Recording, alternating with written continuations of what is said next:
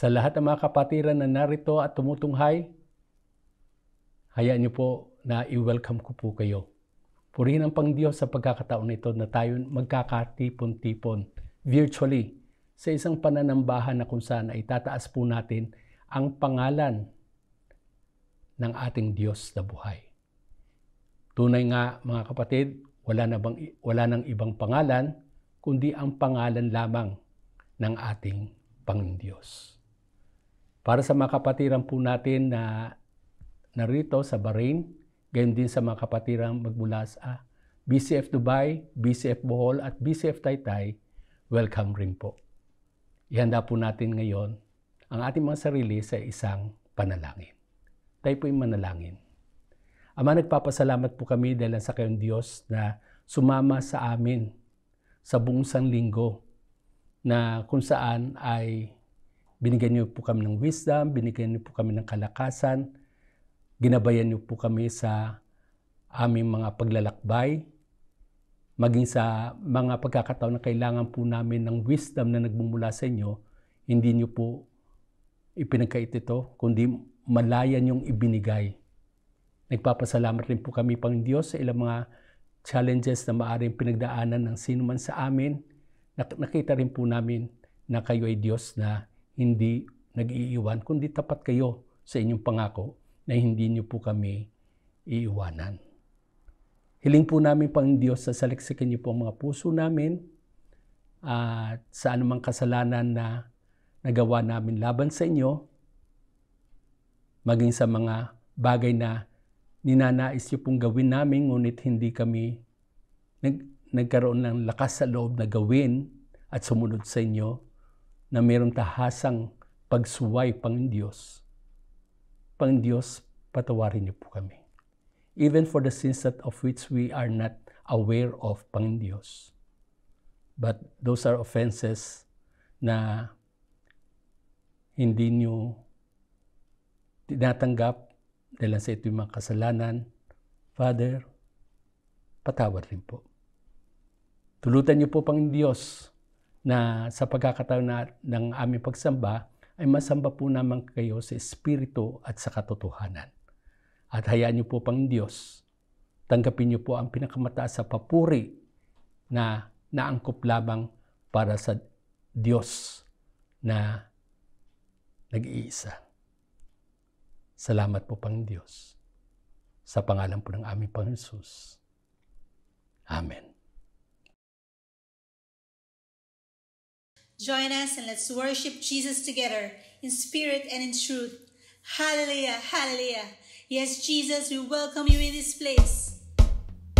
In Exodus 14:14 it is written, the Lord will fight for you. You need only to be still. So today let's celebrate His goodness and His faithfulness. And let's declare it with all our hearts, with all our soul, and with all our strength. Because Jesus is worthy. Hallelujah.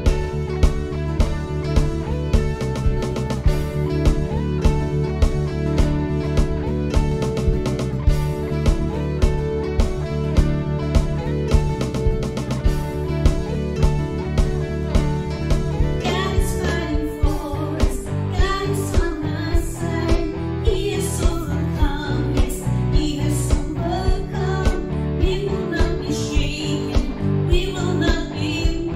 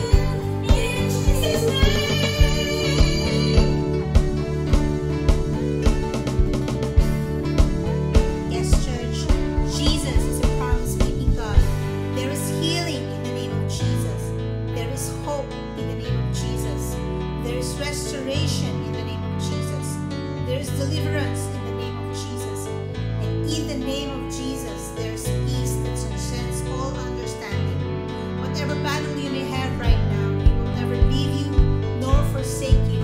So remember this, take heart, for He has overcome the world. By His power, let's declare.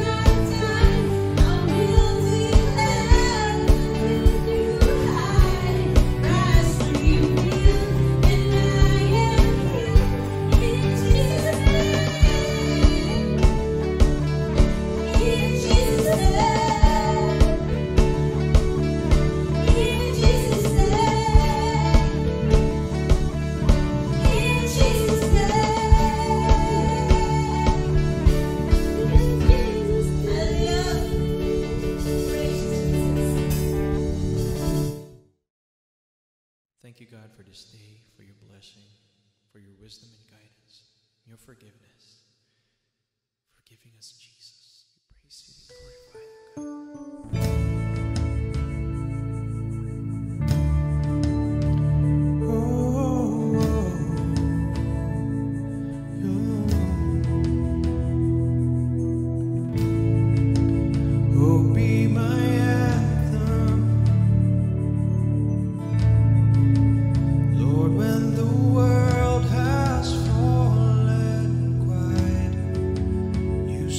Beside me,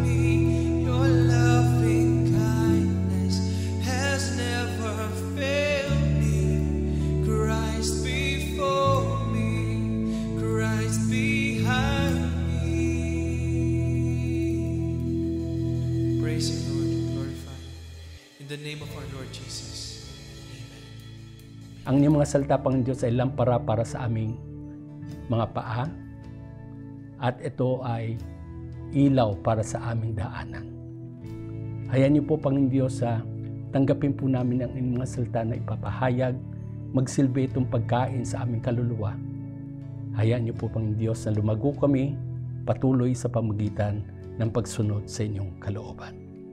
We pray, Panginoon Diyos, sa Banal na Espiritu na siyang pupuspos sa bawat isa at maging sa inyong lingkod, Panginoon Diyos, na ako'y itago niyo po sa likuran ninyo ng cross upang sa ganong, Panginoon Diyos, ay makita ang inyong kaluwalhatian at patuloy na makita namin na kayo nangungusap.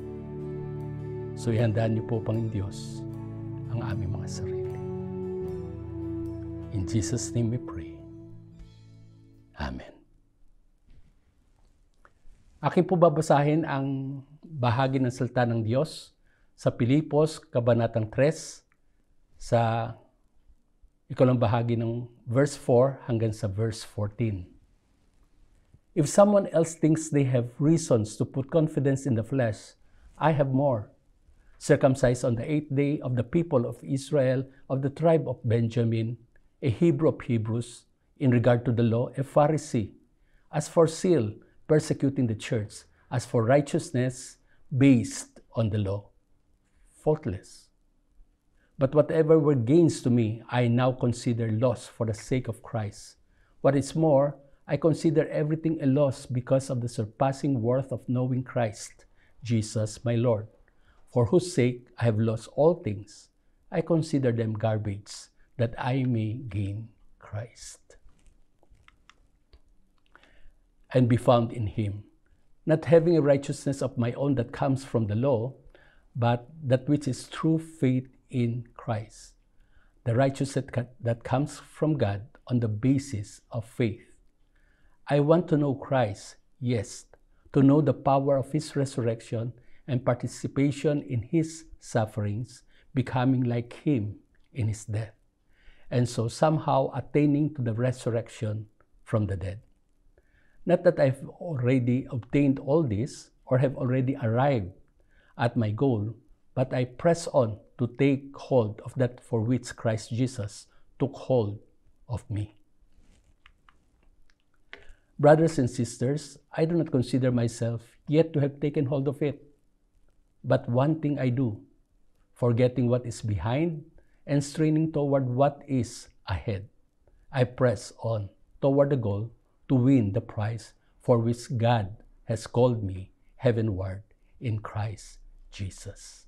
Pagpalain ng Diyos ang mga salitang nabasa. Bawat taon, ang mga tao sa iba't ibang bahagi ng mundo, at kasama na tayo doon, ay gumagawa po ng tinatawag nating New Year's Resolution, na ang adhikain o layunin ay para maabot yung mga goals. Mapainam ang ating kalalagayan, ang ating pamumuhay, at mapainam rin ang ating kalusugan. Maiinam na mga layunin na sineset ng bawat isa. Merong mga nakakaganap at sa katuparan ang kanilang commitment, pero nakakarami rin namang hindi nila nagagawa. Maaring maka-identify po tayo dito. Ang resolutions, ang salitang ito, ang kasing hulugan po nito ay desisyon, aim, objective, o di kaya ay commitment, promise, plan, o pledge. Ito yung mga bagay na nasa sa isip natin, nasa sa puso natin, na gusto natin ma-improve ang ating buhay. Kaya ginagawa natin itong mga pangako sa ating mga sarili. At ninanais rin natin na maganap naman ito.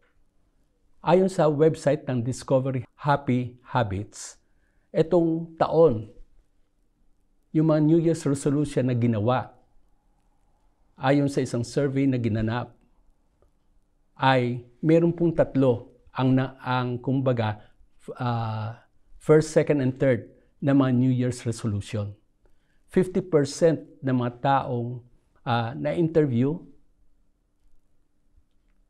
at nag-submit ng kanilang form ay nagsasabing nais po nila na mag-exercise pa ng higit pa kaysa dati. To exercise more. 49% naman nagsasabing they want to save money. Ang ikatlo naman na 43% na mga respondents, ang sabi nila, they will eat healthier. Kakain sila ng makakatulong sa kanilang kalusugan. Mainam na mga plano, magandang sundan at makakatulong. Ngayon pong araw na ito ay nais ko pong i-present sa inyo kung ano naman tingin ni Apostol Pablo. Ano bang pinakapunong layunin niya, objective ng kanyang buhay? Yung kung baga ay nais yung decision niya, nais na maganap hindi lamang sa bawat taon o sa taon, kundi sa buhay niya sa kabuuan. Press on. Ito yung pwedeng halinhan ng mga salitang keep going, continue, stick with it. Huwag kang umalis. Manatili ka sa daanan para maabot mo. Yun po ang ibig sabihin ng press on. Magpatuloy. Despite of ng mga challenges sa pwedeng kaharapin, ay magpapatuloy pa rin upang ma-achieve o maabot. Yun dinicide niya, prinamis niya, ninais niya na maging pinaka-aim ng kanyang buhay.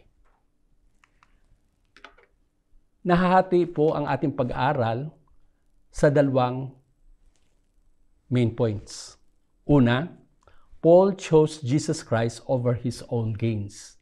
Magbula sa verses 4 hanggang sa verse 9. Then, ang ikalawang main point ay Paul pressed on to know Jesus Christ deeper. Verses 10 to 14. So, simulan po natin sa unang punto sa kung saan si Pablo ay pinili niya si Jesus over his own gains. Yun sa sarili niyang achievements. Dito po ay makikita po natin yung mga credentials o qualifications na meron si Apostol Pablo. Kung titignan natin ang CV at tayo ang mag-interview sa kanya, ay makikita po natin at masasabi natin very impressive ang nilalaman ng kanyang resume. Tignan po natin ayon sa talatang 5 sa unang bahagi. Sabi dito, circumcised on the 8th day. Sinasabi ni Apostol Pablo na siya ay tuli. Na ibig sabihin, kasi ng circumcision, as far as Israelites are concerned, ito po ay ang sign or seal ng covenant na ginawa ni Abraham at ng Diyos. No, na kung saan ang Diyos, ang party na siyang gumaganap na sa katuparan niya. Kasi meron pong covenant na at least dalawang party. Yung magkabilang party ay merong contribution. Pero pagdating sa Abrahamic covenant, ang Diyos ang siyang gagawa. No? At magsasakatuparan ng covenant na yon. At yon, si Apostol Pablo ay meron siyang ganoong sabihin nating gain o ganansya, which is by birth. Kung saan ang kanyang mga magulang, dahil sila yung mga Hudyo, ay pina-undergo nila si Apostol Pablo ng 8th day pa lamang niya ay pinatuloy na siya. So, we are talking about a natural Jew. Hindi siya proselyte, hindi siya sabihin natin Gentile, kundi isang purong Hudyo. At sinabi rin niya, of the people of Israel, kabilang siya sa lupang pinili, sa bansang pinili ng Diyos. Sabi ng Diyos, pinili kita, hindi dahilan sa marami kayo, kundi sa totoo lang, isa kayo sa mga kakaunti. Pero nag-decide akong piliin ko ang bansang Israel because I choose to love Israel. So dito ay makikita po natin na siya po ay kabahagi ng isang bayan na kung saan ay mayroong espesyal na bahagi sa puso ng Diyos, ni Yahweh.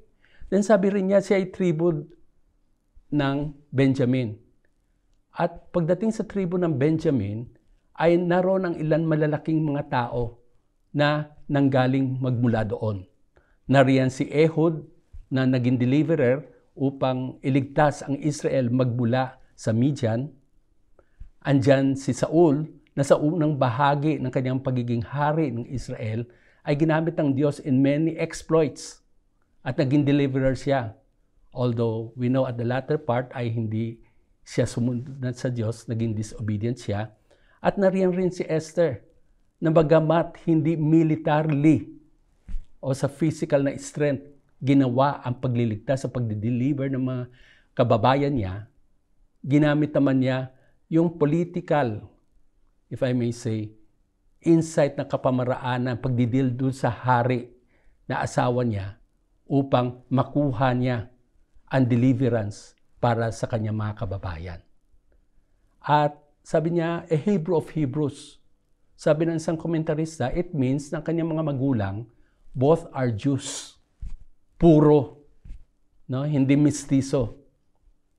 Kaya ito po ay masasabi po nating mga gains o ganansya o profit o advantages na meron si Apostol Pablo dahilan sa kanyang kapanganakan. By birth, he received this, and yung circumcision naman ay nangyari dahilan sa sumunod ang kanyang mga magulang sa ginagawa ng mga Hudyo ayon na rin sa utos ng Diyos na gawin nilang pag-circumcise sa kanilang mga sanggol na lalaki.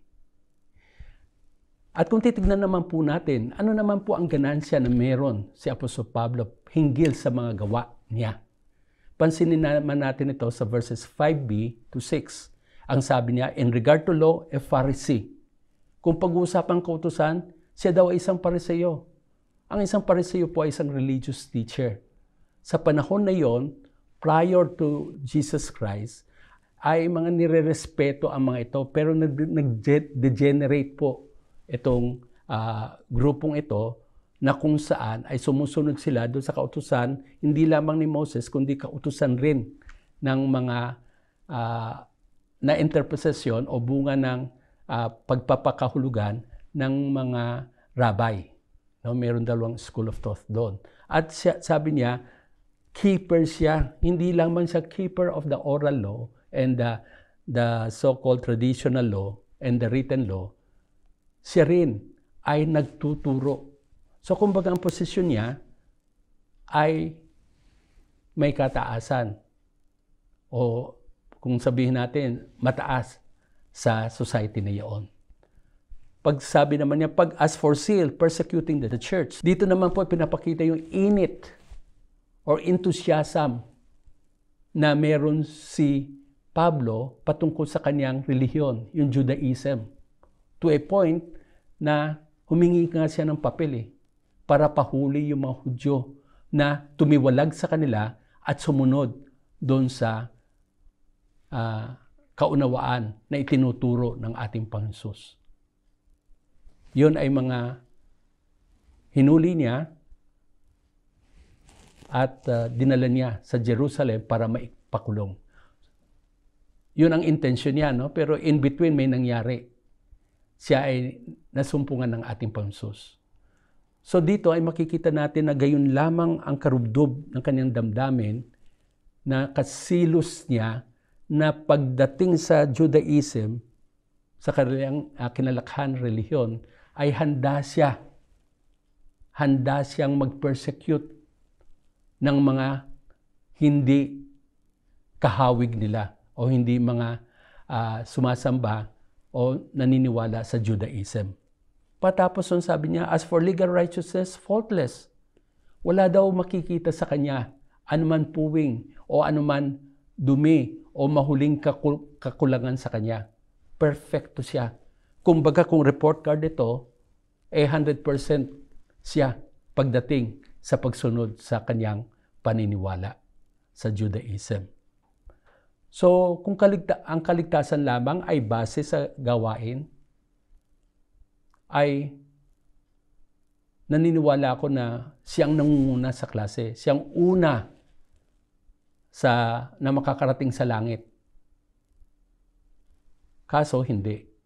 At yung pumapangalawa, malayo ng distansya. Kasi, kakaiba talaga siya. Yan po ang masasabi po natin, ganansya na meron siya, na nakuha naman niya sa pamamagitan ng kanyang pagpupunyagi, sa pamamagitan ng mga gawa. Kung akala natin po ay may credential man tayo na may pagmamalaki hinggil sa kaligtasan, maunawaan po natin ang salita ng Diyos ay nagsasabi na lahat tayo ay nakatayo sa isang posisyon na kung saan lahat tayo ay pantay-pantay sa harapan ng Diyos. Nang ibig sabihin, lahat tayo sa harapan ng Diyos ay mga makasalanan.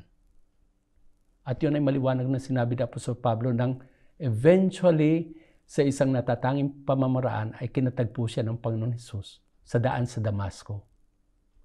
Na dineclare niya sa gabay ng Banal na Espiritu at naunawaan niya na all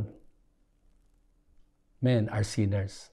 All of us were not able to reach yung goal, so to speak. Na we all miss natin yung kaluwalhatian ng Diyos. And because of that, lahat tayo, kung hindi lamang sa ginawa ng ating Panginoon sa krus ng Kalbaryo, tayo dadako sa impyerno. Na kumbaga, doon ang tuloy natin kung hindi lamang sa ginawa niya na pagliligtas sa bawat isa sa atin na kumilala kay Kristo. Purihin ang Panginoon Diyos. Purihin na siya. Then, pagkatapos doon sa Philippians 3:7-8, ang sabi niya, "But whatever were gains to me, I now consider loss for the sake of Christ. What is more, I consider everything a loss because of the surpassing worth of knowing Christ, my Lord, for whose sake I have lost all things. I consider them garbage, that I may gain Christ." Dating pagtingin ni Apostol Pablo, kapakinabangan ang lahat ng meron siya by means of birth and by means of work. Pero nung kinatagpo siya ni Jesus, tingin niya sa mga kapakinabangan na ito, losses ito, kalugihan. Okay? Dati mahalaga sa kanya ang lahat ng mga ito, pero nung siya ay naging tagasunod ni Kristo, itinuring niya itong mga basura. Para sa ano? Upang makilala niya si Kristo. Kasi para sa kanya, it is, the worth is so surpassing. Ibig sabihin, yung worth o yung kahalagahan ay gayon na lamang na hindi may pagpapantay at hindi may pagpapalit. At handa siyang talikuran kung ano man mga advantages na meron siya nang siya ipinanganak at kung ano man ang nagawa niya na nagbunga na siya ay may turing na isang Pariseo na mataas ang kanyang kinalalagyan. Lahat ng mga ito, sabi niya, ay losses ito. Lahat ng mga ito ay may tuturing na parang mga basura. Okay po? So makikita po natin na sinasabi lamang niya, for me to know Christ is more than anything else sa mundong ito. I'm just as ready to turn behind all those things, positions, recognitions, achievements, which I thought were so important for me, but now I know na hindi pala. It is useless as far as salvation is concerned. And I want salvation. Then sinabi naman po niya, and be found in Him. In whom? In Christ. Not having a righteousness of my own that comes from the law, but that which is true faith in Christ. The righteousness that comes from God on the basis of faith. So mayroon dalawang pinag-uusapan dito na uri ng katwiran. Ang katwiran nagmumula sa sarili at ang katwiran nagmumula sa Diyos. Yung tinatawag po nating righteousness, self-righteousness, at yung righteousness from God. So, yung isa'y mula sa sarili, yung ikalawa ay mula sa Diyos. Na kung saan ang mula sa sarili ay sa pagsunod doon sa kautusan at dito naman ay sa pamamagitan ng faith in Christ. For us to receive the righteousness of God, which is perfect, then we have to put our faith in Christ. Sa ginawa ng Panginoon Hesus doon sa bundok ng Kalbaryo, dapat natin ilagak ang ating pananampalataya, ang ating pagtitiwala. Kung ang isa ay sariling gawa, ito ay gawa ni Kristo, at ito ay nangyari before and after. Before, he was trusting himself. But in the Damascus Road encounter, he trusted Christ. And that is, after that, there's no turning back. He had surrendered himself and all that he has and lay it down before Christ. Ang kanyang soul, ang kanyang body, ang kanyang spirit, kumbaga, all for God. Buong buo, binigay niya sa Diyos. So, application number 1, trust on nothing and on no one else except Jesus Christ as our Lord and Savior. Huwag tayong manampalataya sa anumang mga bagay. Maging ito'y man ay science o siyensya o religion o mabubuting mga gawa o kaunawaan o sinasabi nating kapalaran o di kaya ay ang gobyerno o di kaya ay ang medisina o di kaya ay mga achievement. Kung ang pinag-uusapan natin ay ang ating kaligtasan, hindi dapat tayo magtiwala sa anuman bagay na makikita natin sa mundong ito. Kung ang pag-uusapan natin ay ating kaligtasan as far as the Word of God is concerned, there's only one na pwede nating pagkatiwalaan, na pwede natin ilagak ang ating pananampalataya. Walang iba kundi si Jesus. Sabi ni Apostol Pablo, there's no name under heaven that was given to mankind, to which he might be saved, except in the name of Jesus. Maliban sa pangalan ni Jesus, wala nang sino mang pangalan.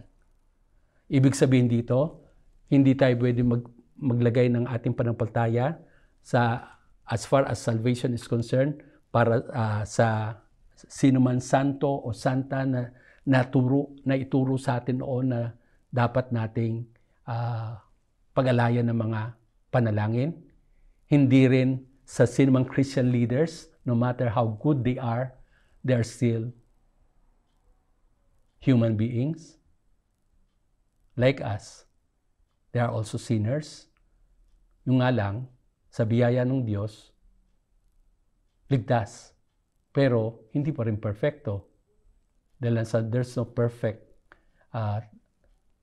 na Christian, so to speak, while we are here on earth.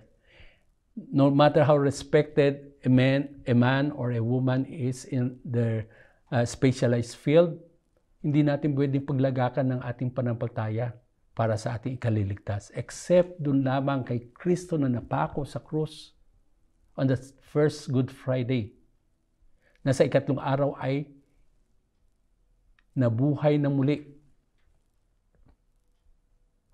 Sa Kanya lamang tayo pwedeng magtiwala.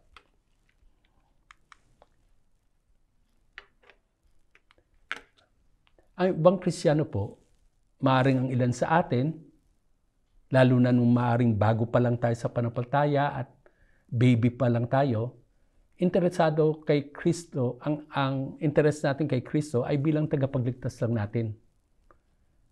Pagkatapos nun, nagkasya na tayo o ang ilan sa atin na maging attendee na lang church, faithful attendee. Pero hindi yun ang ninanaisan pang Diyos, hindi yun ang plano ng Diyos. Ang plano ng Diyos, pagkatapos na tayo iligtas, ay gagamitin niya tayo upang maging kasangkapan, upang maging instrumento para maabot ang iba pa na wala pa kay Kristo. At hindi lamang yon, habang lumalalim ang ating kaunawaan, maunawaan natin na tayo tinawag upang mag-disciple. Yun pong nais ng Diyos para sa atin. Hindi tayo para bagang, anyway, parang nakakuha na tayo ng fire insurance, okay na. Tiyak na hindi na tayo dadalhin sa impyerno, hindi na tayo manatili eternally doon sa nag-iinit na lugar na kung saan ang parusa ng Diyos sa mga hindi sumampalataya sa Kanya nang sila'y nabubuhay pa dito sa mundong ito ay ganun na lamang katindi. They don't want the presence of God, so they are placed eternally in a place where God is not. Ibahin natin po si Apostol Pablo. Dapat po natin gayahin siya, tularan siya, gawin siyang ehemplo.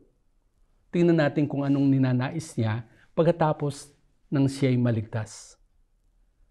Sa second main point ay narito from verses 10 to 14, under the idea na Paul pressed on to know Jesus Christ deeper. So anong ibig pong sabihin nito? Sabi po sa verse 10 to 11, I want to know Christ. Yes, to know the power of His resurrection and participation in His sufferings, becoming like Him in His death. And so, somehow, attaining to the resurrection from the dead. Ang Kristyanismo po ay hindi isang listahan ng mga do's and don'ts, ng mga rules and mga rituals na kinakailangan nating gawin upang sa ganon ay manatili tayong na makapag-climb toward heaven. Rather, ang Christianity is a personal, growing relationship with the risen Christ. Isang relasyon ito na namamagitan sa Diyos na nagtubos at ng taong tinubos. At ito ay na-enrich sa pamamagitan ng pagsunod sa kanyang kalooban, sa kalooban ng Diyos, no matter what. Andun ang Bible study, andun ang prayer, andun ang discipleship, na kung saan ay lumalalim tayo sa ating pananampalataya. Ito po nais ni Apostol Pablo. Nais niyang makilala ng higit pa si Kristo. Hindi lamang tagapagligtas niya. Hindi lamang, quote-unquote, bumili ng insurance policy niya. Kundi bilang Panginoon ng kanyang buhay. At para makilala pa niya ng higit ang Diyos sa pamamagitan ng pagkilala kay Kristo ng higit pa, from His life after na siya ay makakilala nang siya'y may panganak na muli, magpahanggang sa panahon na siya ay mamatay sa daigdig na ito, yun haba ng panahon na yun ang tinatawag po nating Christian growth. Yun ang tinatawag po nating sanctification na ginagawa ng Panginoon sa bawat anak niya, na kung saan ay patuloy niyang sinasanctify ang bawat isang tinubos niya sa pamamagitan ni Kristo, upang lalo't higit siyang maging kahawi ni Kristo. Jesus. Yan po ang ginagawa ng Diyos. At dito ang sabi niya, gusto ko daw niya maranasan yung kapangyarihan ng resurrection ng ating Panginoon. Makapag-participate siya dun sa sufferings ng dinaanan ng Panginoon Jesus. Na maging kahalintulad siya o kawangis niya si Kristo sa kanyang kamatayan. So, it talks about a relationship that grows deeper. And ang isang factor dito is time. Ang ikalawang factor dito is obedience. No? Time and obedience. Na makikita tayo na ninanais natin patuloy na sumunod sa kalooban ng Diyos. At kung nagkasala tayo, gusto natin bumalik ulit at humingi ng patawad sa Diyos upang ma-restore ang ating fellowship at minsan pa ay pahayag natin na siya'y Panginoon natin sa pamagitan ng pagsunod sa Kanyang kalooban. Yan po ang nais ni Apostol Pablo. Na lumalim pa ang kanyang pagkaunawa na higit pa na maging kawangis niya ang kanyang manunubos na si Kristo. Ang Christianity is not a self-help, do-it-yourself na panampalataya. We rely on God. Kasi maliwanag ito na sinabi rin ni Apostol Pablo sa Philippians chapter 2 verse 13. Ang sabi niya, for it is God who works in you to will and to act in order to fulfill His good purpose.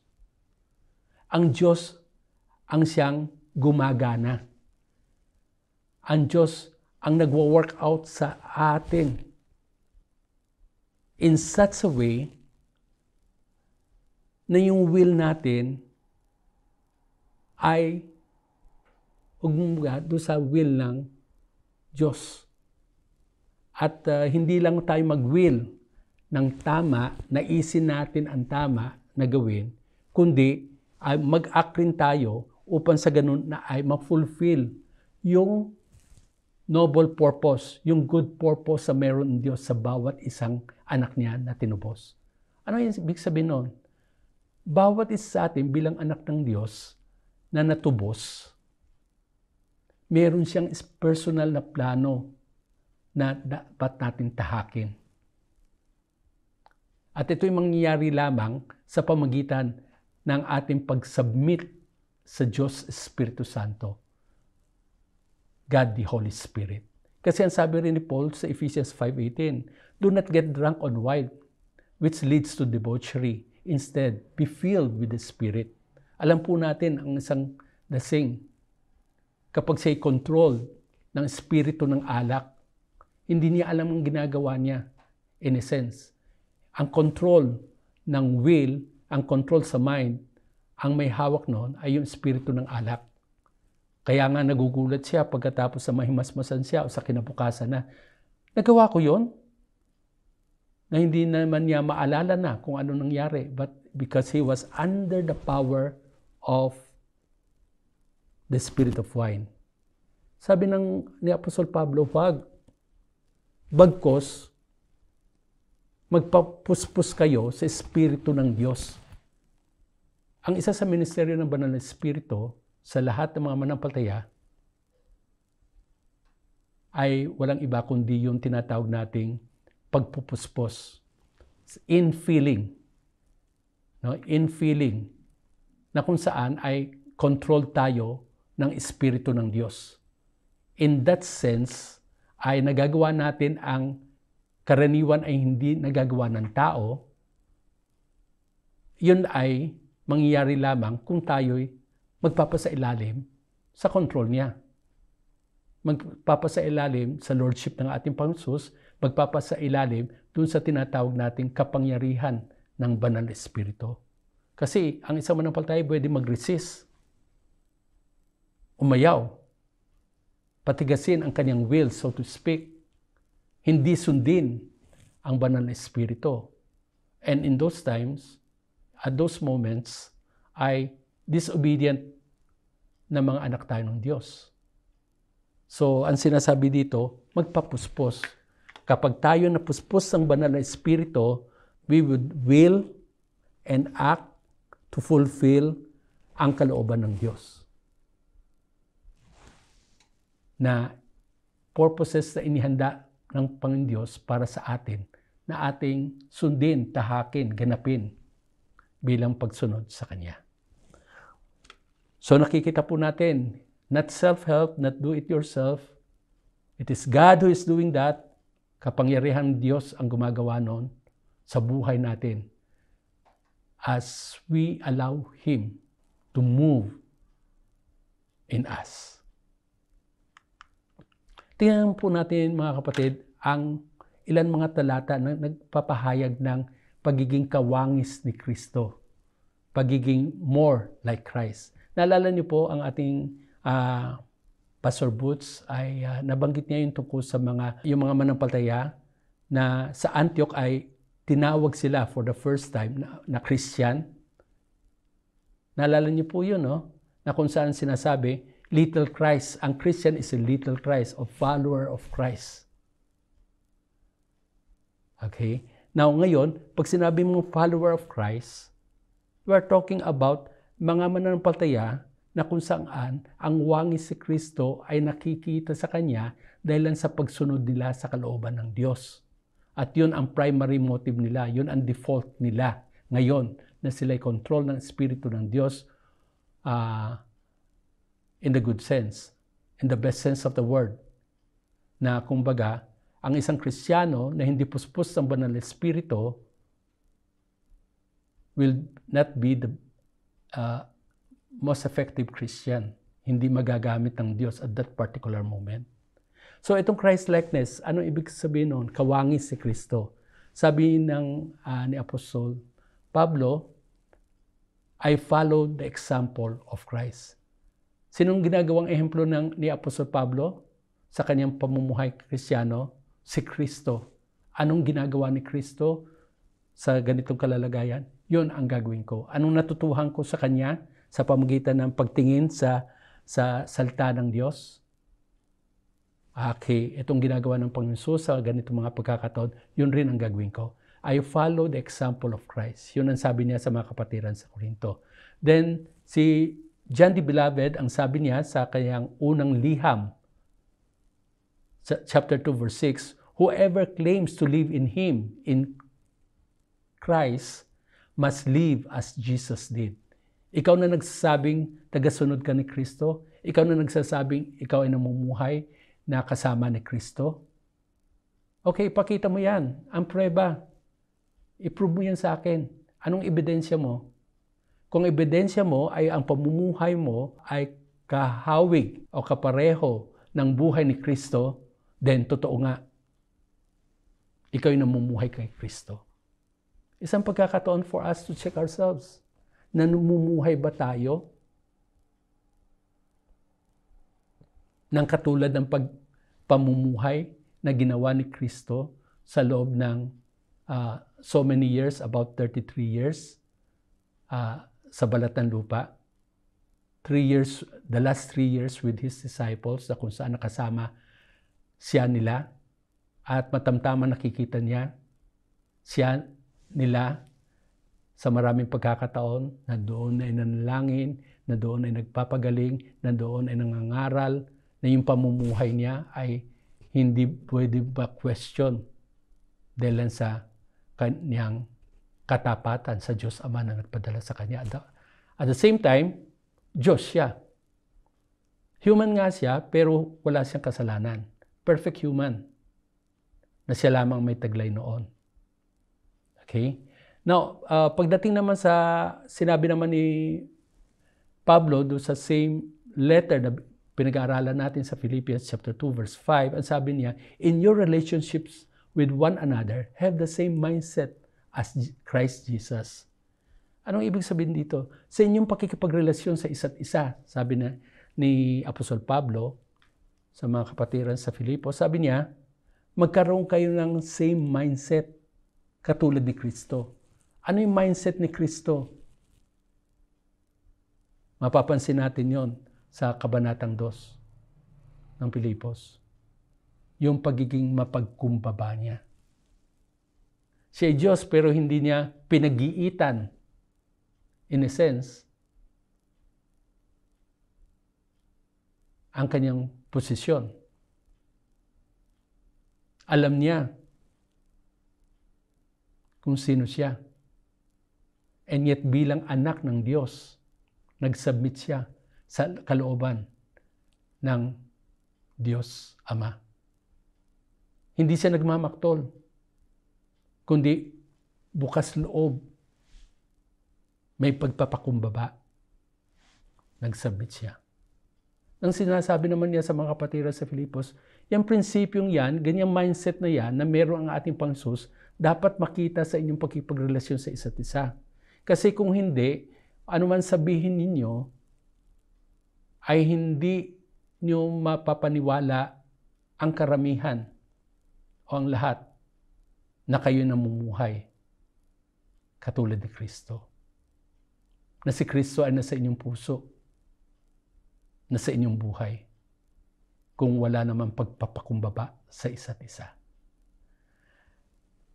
Meron pong isang nobela, it's a Christian fiction novel. Ang pamagat ay In His Steps. Sulat po ito ni Charles Sheldon.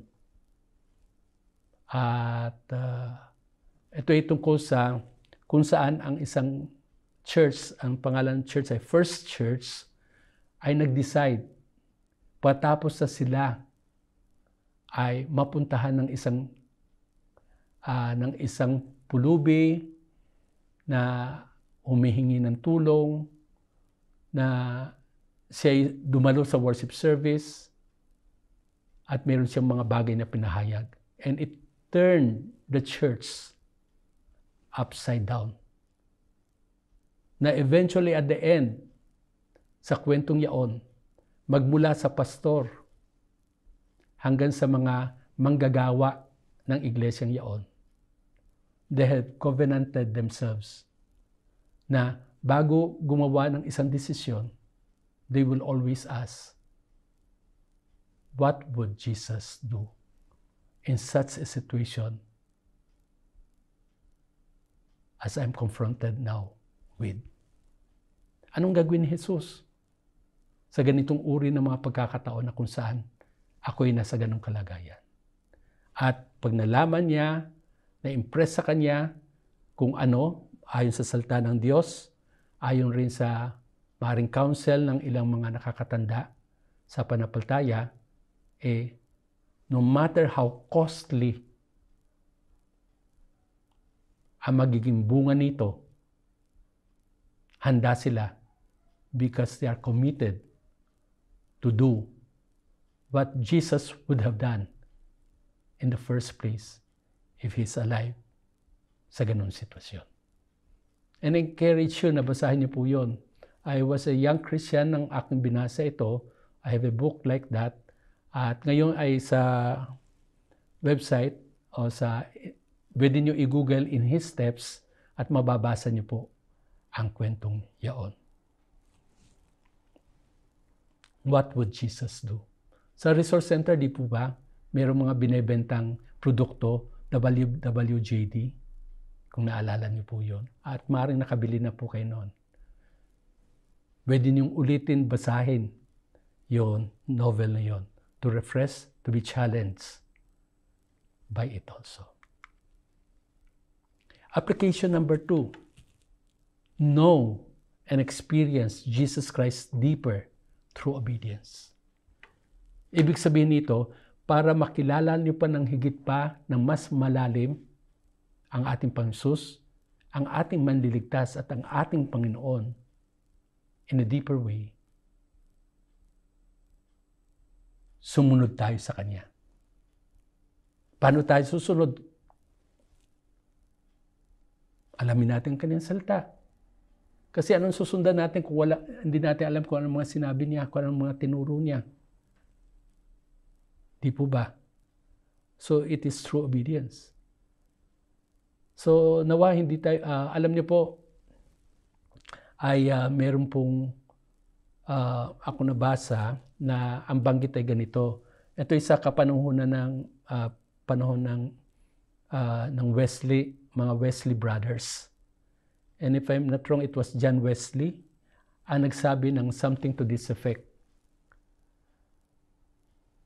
Na ang pagpapatotoo o pagbibigay ng testimony dapat hanggang 1 week old lang.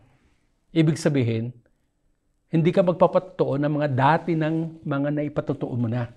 Kundi for the last week, Maaaring 7 days to 10 days, sabihin natin. 7 days ang sabi. Last week, ano ang ginawa ng Panginoon Diyos sa iyo? Sa kanila, pag wala kang maipatotoo kung anong galaw ng Diyos sa inyong buhay, sa loob ng 1 linggo, kinoconsider nila na yung manampalataya na iyon ay nag-backslide. Dahil sa imposibleng walang ginagawa ang Panginoon Diyos sa loob ng 1 linggo na karanasan mo, na dumaan ng panahon, na may mga challenges na maaaring kinaharap ka, walang nangyari. Hindi mo naranasan ang gabay ng Panginoon. Hindi mo naranasan ang pagtuturo sa iyo ng Panginoon. Hindi mo nakita na nag-mediate ang Panginoon Diyos sa iyo, na kung saan ang Panginoon Diyos binigyan ka ng favor sa iyong employer. Hindi mo nakita na ikaw ay napaswelduhan. Yung bang ganon? It's something that sabi ko nung binabasa ko ito, o nga no, is it possible for a Christian not to be able to give a fresh, at least 7-day-old na testimony sa galaw ng Panginoon Diyos sa kanyang buhay? If you are living ng malapit sa Diyos, imposibleng wala. Hindi man na kayo nakapagbasa ng salita ng Diyos, wala bang mensaheng inimpress sa inyo ng Panginoon Diyos sa inyong puso? O your quiet time is too quiet? Mga kapatid, sundan natin ang ehemplo ni Pablo, na kung saan goal niya to know Christ more. To know Christ more. It's a continuing pursuit. Kumbaga, patuloy niyang itong takbuhin. Sabi niya sa verse 12 to 14, not that I have already obtained all this or have already arrived at my goal, which is to know Christ more, but I press on to take hold of that for which Christ Jesus took hold of me. Brothers and sisters, I do not consider myself yet to have taken hold of it. I press on toward the goal to win the prize for which God has called me heavenward in Christ Jesus. Tatlong beses yang ninegate o kumbaga dinismiss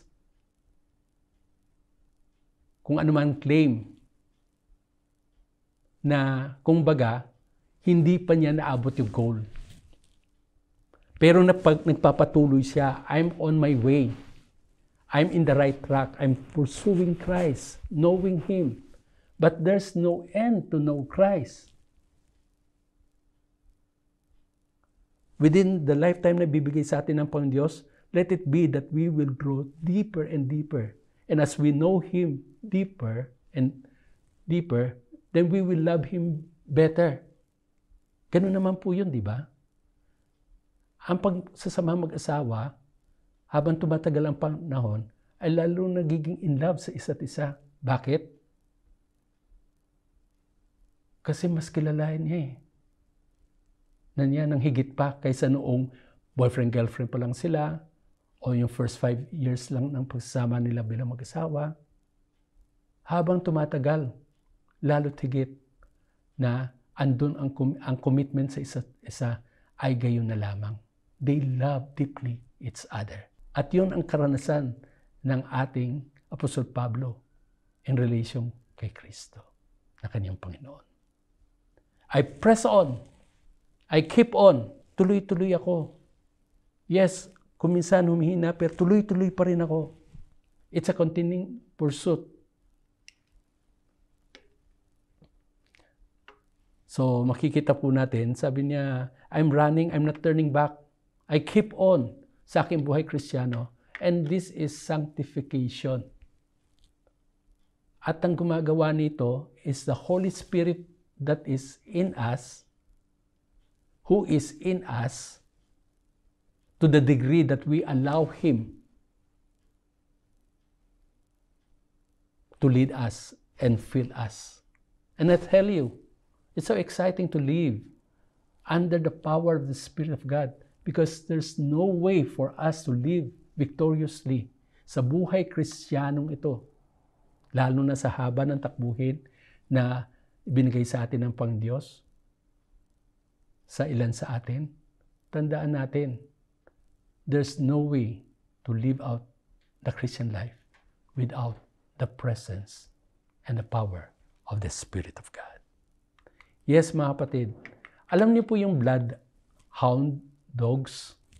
Ito po yung mga aso in medieval Europe ay brinid nila ito in such a way na itong mga asong ito ay na-train upang mag-hunt o manila o manghuli, so to speak, ng mga male deer, mga usa, at mga baboy sa forest o yung boar, B-O-A-R.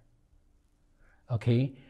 Ngayon, ito ay highly active na breed ng mga aso na mahabang kanilang mga tenga at they are very intelligent and they are gifted.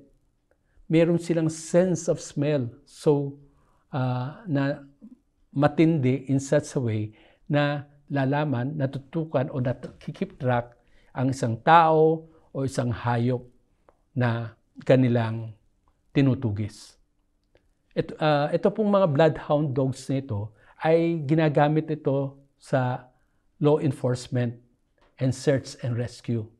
Kung minsan, di ba, nag-sniff sila, dinadala itong mga asong ito doon sa airport, tapos hinahayaan na abuyin yung mga luggages at kung meron ba itong dope or wala, something like that, no? So ito yung bloodhound dog. Mga nakafocus sila, highly concentrated sila, hinahanap nilang pinapahanap sa kanila. Meron pong isang kwento patungkol dito sa bloodhound dog na ito, na nang siya'y sumama o isinama ng kanyang master doon sa forest na yon, ninanais ang master na makahuli siya ng prized animals na pwedeng makain, tapos yung mga sungay ay pwedeng i-display, something like that. At itong bloodhound na ito, sa kwentong ito, ay trained upang mag-sniff sa presence ng male deer.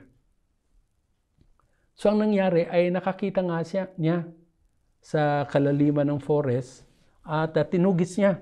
Habang tinutugis niya ito, meron dumating isang fox no, na dumaan sa pathway niya. So ang nangyari, itong bloodhound na ito, hinabol ngayon itong fox. Then habang tinutugis niya itong fox na ito, then eventually, along the way naman, ay merong isang rabbit ang dumaan. At ang nangyari, nawala na naman sa focus itong bloodhound na ito at ang sinundan ay yung fox. Then, habang tinutugis niya itong fox na ito, eventually ay may dumaan na isang field mouse, maliit na field mouse. Then, hinabol niya itong field mouse na ito hanggang sa natugis niya ito sa corner. At he barked doon sa field mouse na yon. Anong lesson po doon? Itong bloodhound na ito na na-train para maghuli ng mga prized male deer na ito, he ended up barking on a field mouse na hindi naman makain at hindi mai-offer sa kanyang master. Bakit? Na-sidetrack siya. Nawa, tayo bilang mga manampalataya, hindi tayo ma-sidetrack sa mga insignificant things. Tingnan natin ang ilang mga talata na magpapahayag ng ilang mga tao at maging ang ating Panginoon na kung saan dead set sila. Alam nila kung anong hinahabol nila. Alam nila kung anong ini-aim nila. At dun sa objective nila, pinurso nila. Katulad ng pagpurso ni Apostol Pablo. Tingnan po natin ang sabi dito. But one thing I do, forgetting what is behind and straining toward what is ahead. He is in a race, si Apostol Pablo, figuratively speaking. At hindi na niya tinitignan kung anong mga nalampasan niya, kung anong mga nakaraan. Kundi ang kanyang mata, ang kanyang katawan, is such in a way na patungo siya toward dun sa target niya. At walang makapigil sa kanya. Walang makakapag-sidetrack sa kanya. Magpapatuloy siya. Alam niyo po itong letter to the Philippians, it's a prison epistle. A letter that was written while he was in prison. And yet, nagpapatuloy siya maski na nasa prison siya. At sa biyaya ng Panginoon at sa gabay ng Banal na Espiritu, naabot niya rin ang ilan pang mga Roman soldiers at ilang mga household na mga matataas na pinuno ng Roman Empire. Naabutan niya ng mabuting pabalita. Yan si Pablo. Hindi na sa sidetrack. Dito sa Luke chapter 4, ay makikita po natin isang bahagi ng gawain ng ating Panginoon na kung saan siya ay pumunta sa Capernaum. Gumawa siya mga kababalaghan, nagbigay siya ng kagalingan sa mga may sakit, at andun rin na kung saan ang ilang mga evil spirit na nakatira sa buhay, sa katawan ng ilang mga tao doon, na dinala sa kanya para pagalingin, ay napalayas niya sa pamamagitan ng kanyang mga binigkas na mga salita. Then, ang tao doon ay ninanais siyang mapanatili pa ng at least isang araw. Pero ang sabi niya, but he said to them, I must preach the kingdom of God to the other cities also, because for this purpose I have been sent. For what purpose was he sent? He was sent here, to deliver people. Magmula sa evil spirits, magmula sa diseases, magbigyan ng kagalingan sa mga sicknesses. He was sent for that very purpose, na sa pamagitan na iyong bilang, sabihin nating platform, ay maipahayag niya ang mabuting pabalita. And there are other cities that he has to go to because this is the main purpose by which he was being sent to. And he is aware of it, that purpose behind his sending. He's being sent. Then, ang ating Panginoon ay binanggit rin in Luke chapter 9 verse 51 na as the time approached for him to be taken up to heaven, Jesus resolutely set out for Jerusalem. May ilang mga pagkakataon na hindi siya pumupunta sa sentro sa Jerusalem. May mga pagkakataon sasabihin niya sa ilang mga taong, huwag mong ipagsabi itong kagalingan na binigay ko sa iyo. Pumunta ka sa priest, dalhin mo ang mga offerings sa karampatan o sa sacrifices sa karampatan para riyan. Pero huwag mong sabihin kung sino nagpagaling sa iyo. Because Jesus has always the sense of perfect timing. And the timing na meron siya is what was set by His Father. At dito sa pagsasabi do, as the time approach, nang papalitpit ng oras ang kapanahunan o pagkakataon na kung sa siya ay hihigitin sa langit, ibig sabihin ay siya ay dadalhin sa langit. So that would mean ay malapit na rin siyang mamatay muna at mag-resurrect 40 days after bago siya dalhin pataas sa langit. Alam niya the time is nearing. At nung sinabing Jesus resolutely set out for Jerusalem, ibig sabihin, maski na merong mga danger sa pagpunta niya sa Jerusalem, na pinipigilan siya ng kanyang mga disipulo, hindi siya mapigilan because he knows yung time na nakaset para sa kanya. At ang sabi, resolutely, yan yun galing sa resolution. No? Resolve. Resolutely, ibig sabihin parang yan, matigas na bato na talagang pinpoint, walang makakapag galaw sa kanyang paningin. Kundi doon lang siya nakaset at doon, dead set siya, pumunta doon. Ano man ang kaharapin niya, maging kamatayan man, dahil sa yon ang dahilan kung bakit siya napadako dito. And the time is almost near. Ganun po siya ang ating Panginoon. Dead set, nakafocus, occupied siya sa purpose ng Panginoon sa kanya, sa timing ng Panginoon sa kanya. Sabi sa Acts chapter 13 verse 36 ay binanggit dito na now when David had served God's purpose in his own generation, he fell asleep. Ibig sabihin, namatay siya. He was buried with his ancestors and his body decayed. I would like to focus in that first bahagi. David served God's purpose. Yes, may failure si David. Yes, nangalo niya siya. Yes, nag-murder siya. Nagsisi siya na numbalik siya sa Panginoon. At ang sabi dito, he had served God's purpose in his own generation. You were placed in a generation where walang sino man pwede mag-fill in doon sa pwesto mo. You have called in to salvation, and God wants to use you. There's a place that God has set for you to fulfill that very purpose laid out for you and for me in that generation. Ginanap ni David. Narito ang mga magkapatid na Martha at Maria. Tinanggap nila ang mga bisita kasama ang ating Panginoon, ang mga disipulo. At hindi magkamayaw na naghanda si Martha ng mga para pagkain sa kanila. At sinabi niya sa Panginoon na kung pwedeng sabi, I'm just paraphrasing.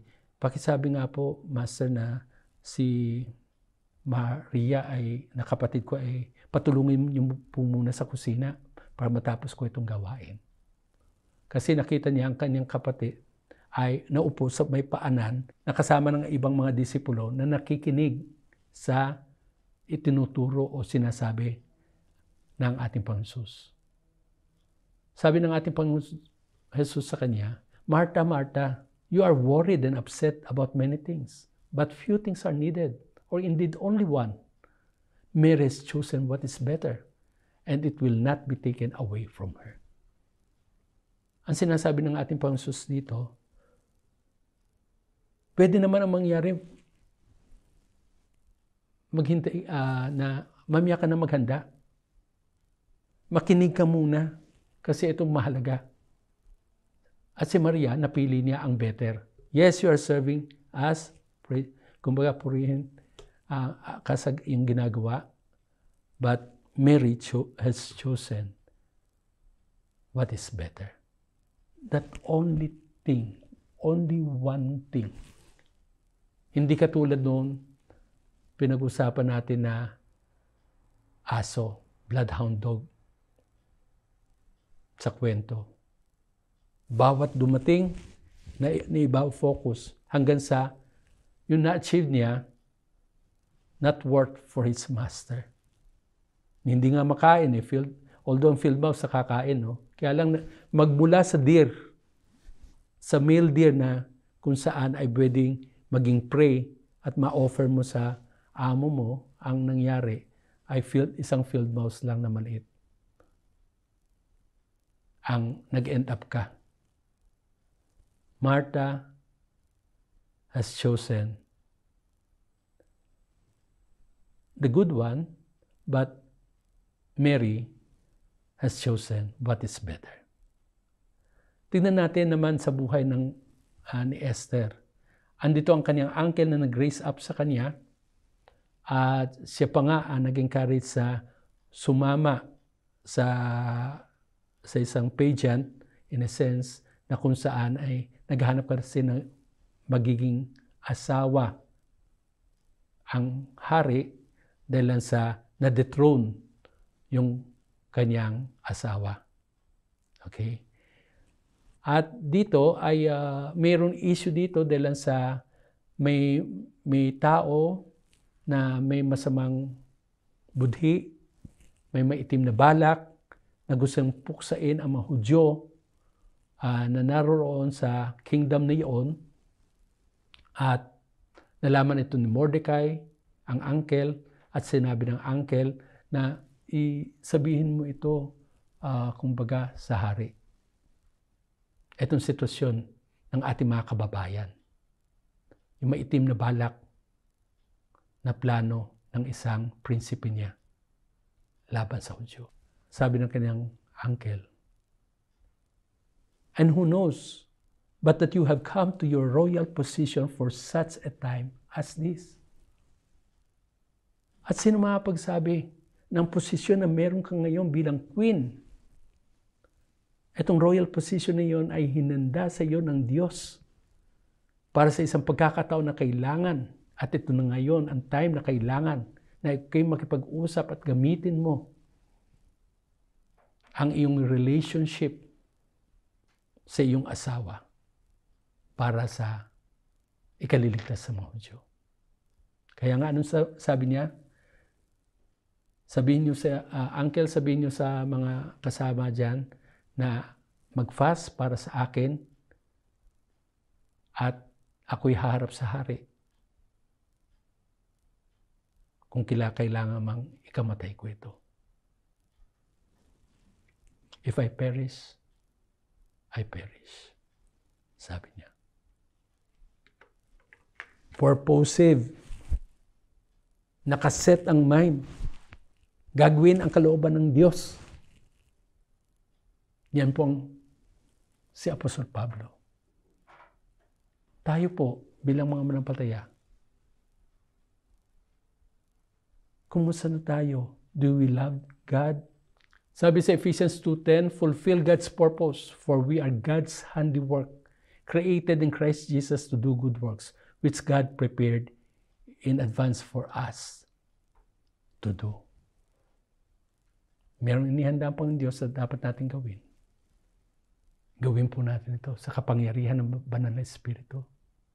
And let's focus on that. Application number 3, set and concentrate on becoming more Christ-like as your life goal. Yun ang maging layunin. In 2 Corinthians chapter 4, verse 4, sabi dito, the God of this age has blinded the minds of unbelievers so that they cannot see the light of the gospel that displays the glory of Christ, who is the image of God. So ang Diyos, maliit na G, ay binulag niya upang sa ganun na hindi makita ang liwanag na nagmumula sa Ebanghelyo na nagpapahayag ng kalwalhatian ni Kristo.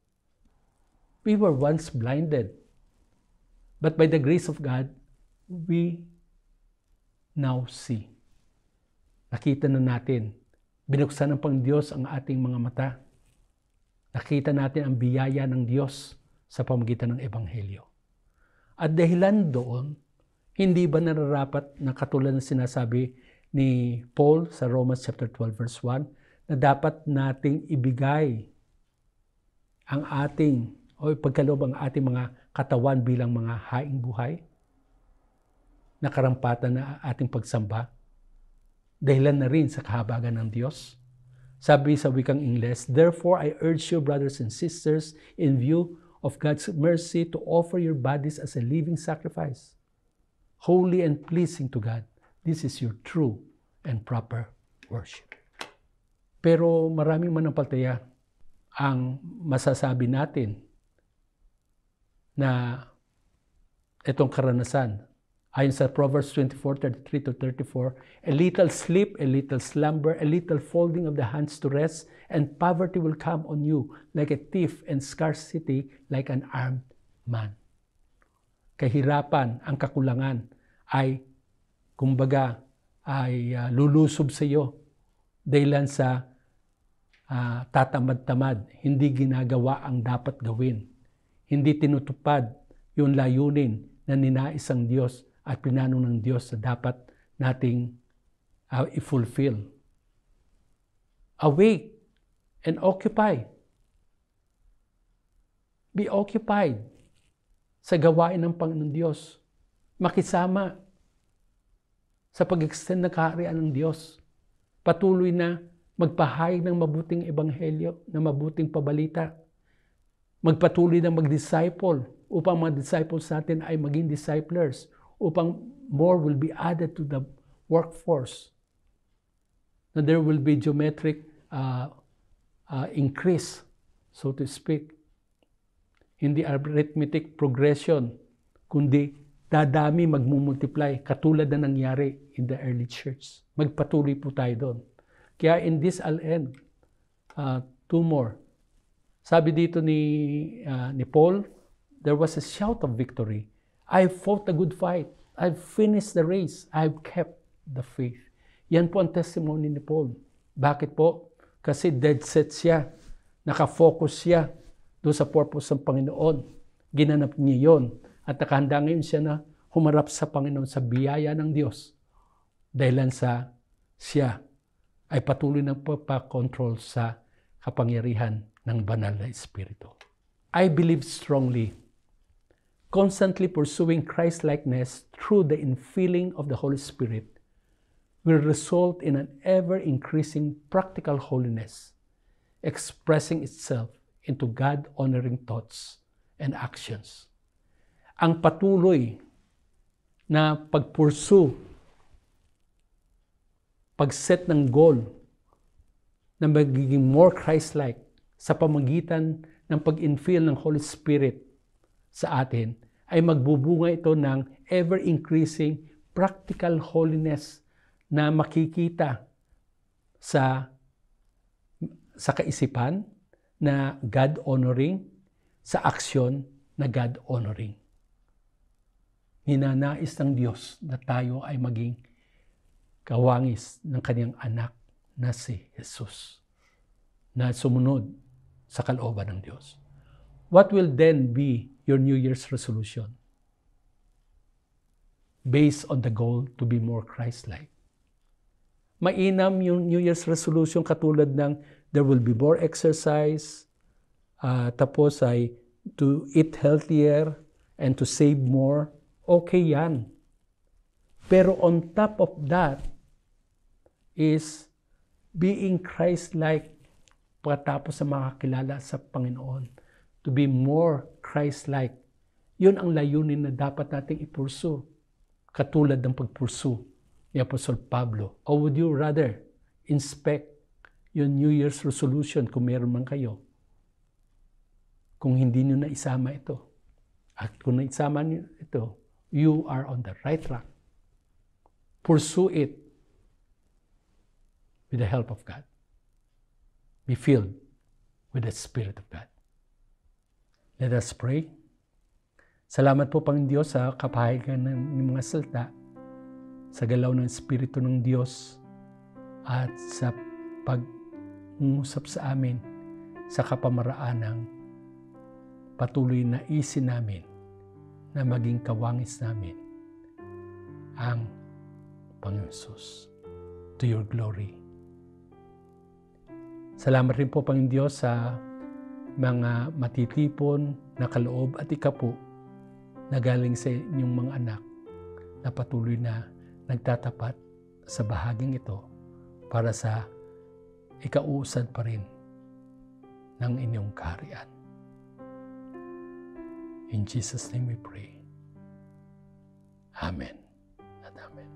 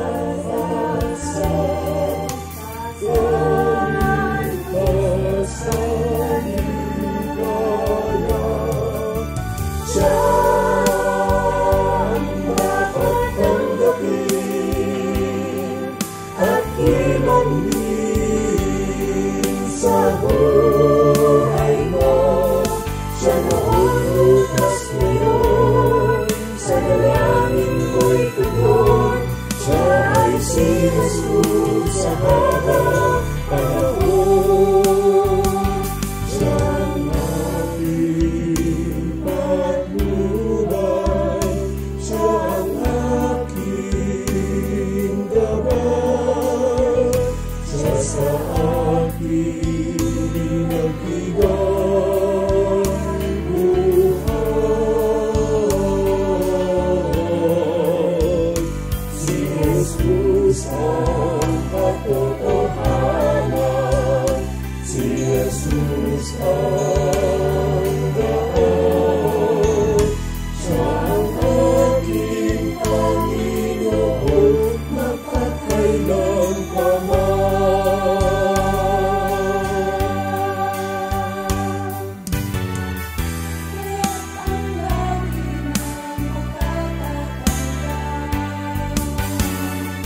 Siya lang ang may pag-ibig na tunay. Pag-ibig na tunay. Siya ang dapat tanggapin at ilambing sa buhay mo. Siya na ang bukas ngayon, sa dalangin mo'y tugon. Siya ay si Jesus, siya ay si Jesus, siya ay si Jesus. Sa habang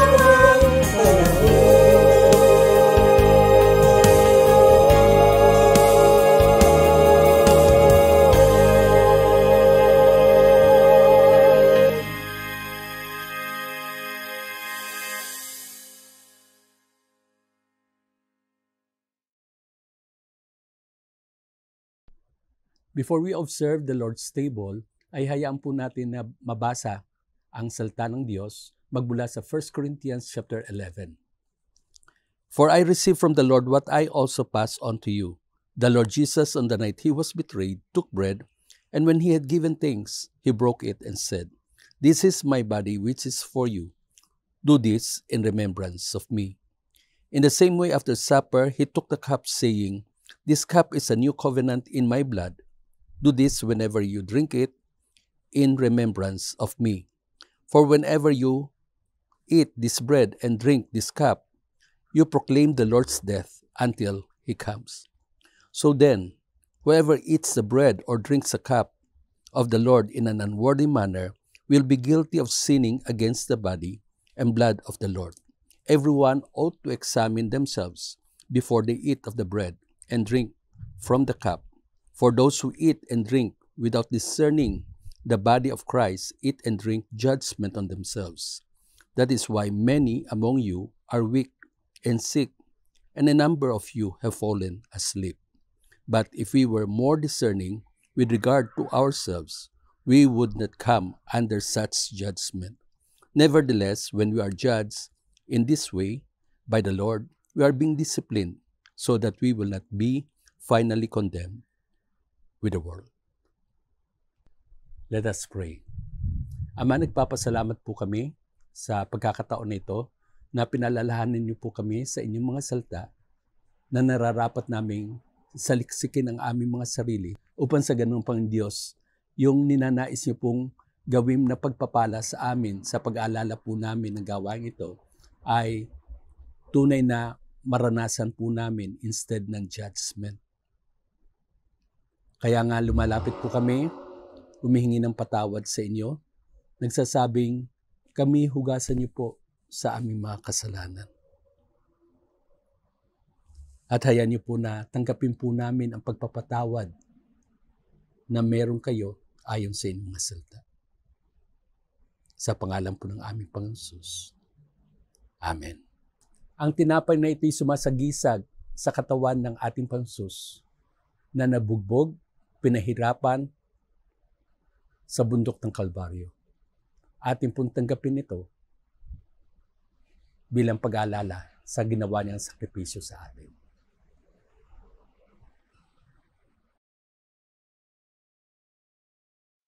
Tayo po'y manalangin.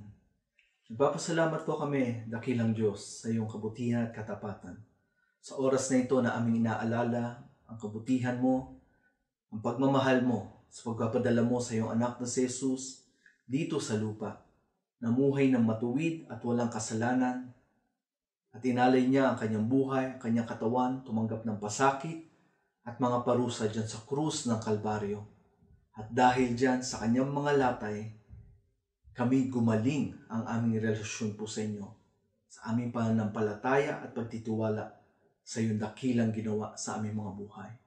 Hayaan mo, Panginoon, na maialay din po namin sa iyo ang aming pasalamat.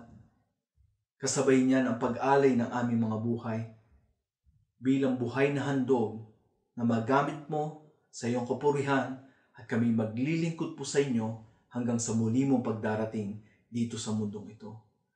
Biyayaan niyo po kami na patuloy mamuhay na may katuwiran at patuloy nagpapalugod po sa inyo, O Diyos. Purihin ka, luwalhatiin ka, dakilain ka, po ang aming dalangin sa pangalan ni Jesus. Amen. Amen. Itong inumin na ito ay sumasagisag naman dun sa tugo ng ating Pangsus na nabuhos sa bundok ng Kalbaryo para sa ating kasalanan. Inumin po natin ito.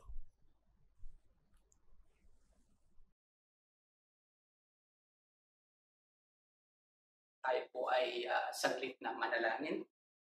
Nagpapasalamat po kami amang Diyos sa buhay na iyong pinakilala sa amin sa pamamagitan ng iyong anak na si Jesus.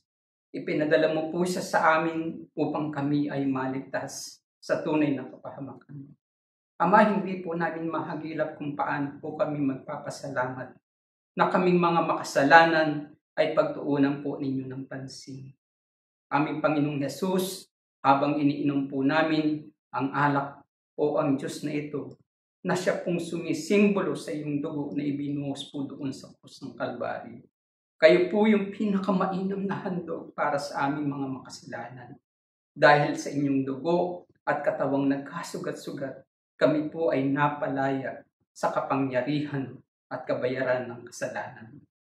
Ang iyong pagpapakasakit ay nagdulot po sa amin ng kalayaan, at sa tuwing aming ipagdiriwang ang banal na hapunang ito, patuloy po naming aalalahanin ang iyong pag-ibig na walang hanggan.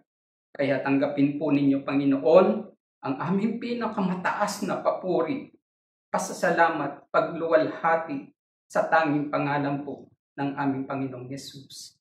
Amen at amen. Salamat po, Panginoon Diyos, sa katatapos sa gawain. Nawa, Panginoon Diyos, ay nakapagbigay ito ng kaluwalhatian sa inyo.